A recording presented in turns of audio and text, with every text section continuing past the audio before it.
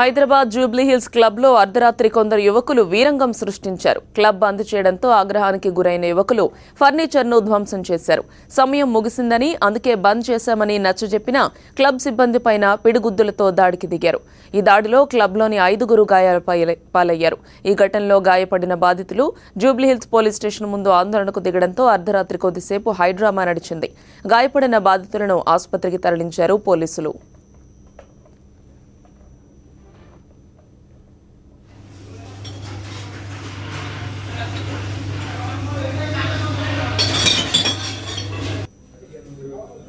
ఈ ఘటనకు సంబంధించి మరింత సమాచారం మా కరెస్పాండెంట్ తిరుమల అందిస్తారు. తిరుమల, చెప్పండి, జూబ్లీ హిల్స్ క్లబ్ లో ఈ యువకుల వీరంగానికి సంబంధించి మీ దగ్గర ఉన్న అప్డేట్స్ ఏంటి?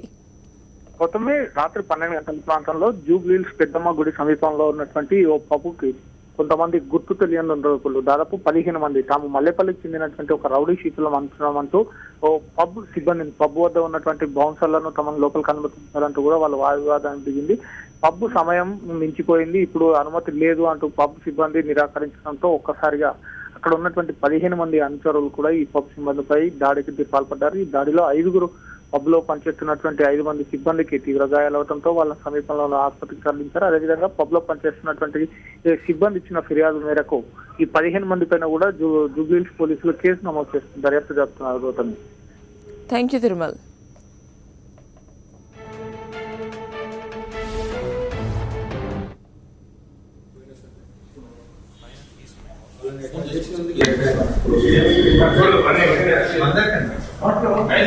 చూడు